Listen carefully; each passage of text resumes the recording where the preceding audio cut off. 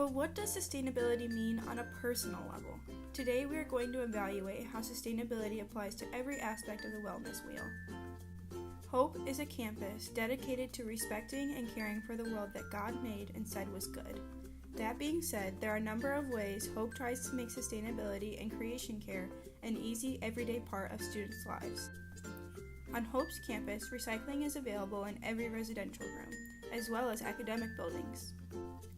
Hope is also dedicated to composting. While Phelps and Cook already compost the food we put on the belts at the end of our meals, compost bins are also available in the BSC and in residential cottages. We also have several LEED certified buildings, as well as minors available in environmental science and environmental studies. But how can we adopt sustainability into our daily lives, and why should we? This is where the wellness wheel comes in. The state of the environment impacts our physical health. In areas of high pollution, people can experience increases in lung cancer, asthma, allergies, and other illnesses. Shockingly, studies have shown that pollution is actually highest indoors. This is due to the highly toxic cleaning products we use, air fresheners, and a lack of plants to clean the air.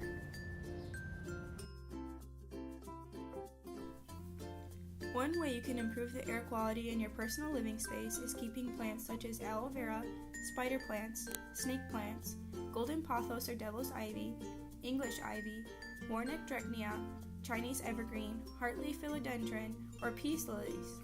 All plants mentioned are low maintenance and can mostly grow in low light, so they should work great whether you live in a dorm room, apartment, or cottage. These plants are known for cleaning toxins like formaldehyde from the air, and some even release oxygen at night, giving a boost to your sleep. You can also incorporate environmentalism and sustainability into your workouts. Try running outside or going for a hike, but while you do so, be mindful of leaving no trace, and try to stay on trails so as not to disrupt the ecology of the area that you're in. As students, emotional health is integral to academic success. Countless studies have shown that time outside and in the sun helps to positively impact short and long-term emotional health in people of all ages. One vitamin that can help improve positive moods is vitamin D, which is easily accessible from our sun's beautiful rays. The best time to receive vitamin D from the sun is between the hours of 11 a.m. and 1 p.m. when the sun is brightest and highest in the sky. So try eating your lunch outside when possible. If this is not possible, try eating by large windows and letting natural light into your room, or just go on hikes outside a couple times a week. Vitamin D can also help reduce the likelihood of catching the flu and colds, and improve heart health and fight cancer. To incorporate environmental friendliness into your social life, try planning more outdoor events with your friends. Hikes, camping trips, beach days, and even better, beach cleanups. Serving together is one of the fastest ways to build relationships. Choose a friend to commit to always going to outdoor adventure club events with, or plan a cabin getaway for you and your friends over summer break.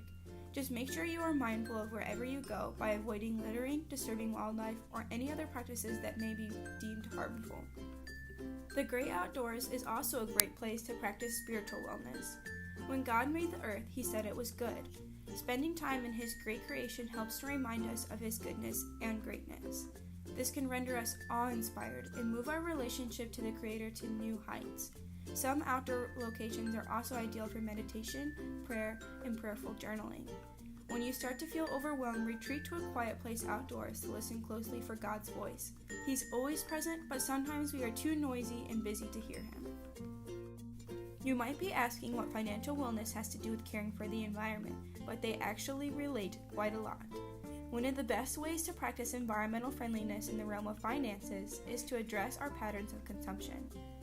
Not only do most Americans have more possessions than they need, but they're also very wasteful. To save money and help reduce your carbon footprint, start thinking about the practice of minimalism. Minimalism is simply being mindful of the things that you buy and trying to possess and buy less. This can lead to less cluttering in your personal spaces, especially if you live in a smaller space like a residential hall, and thus can lead to better mental health. Minimalism has been known to improve the mental health of people with obsessive-compulsive disorder and anxiety because there are less things to worry about.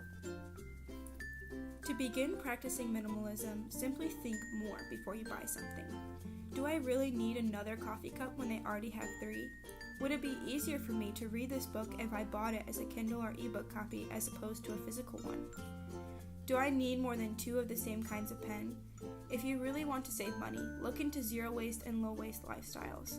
When we worry less about the items we have or we want, we have a lot more energy to pour into relationships, academics, and our spirituality, the things that matter.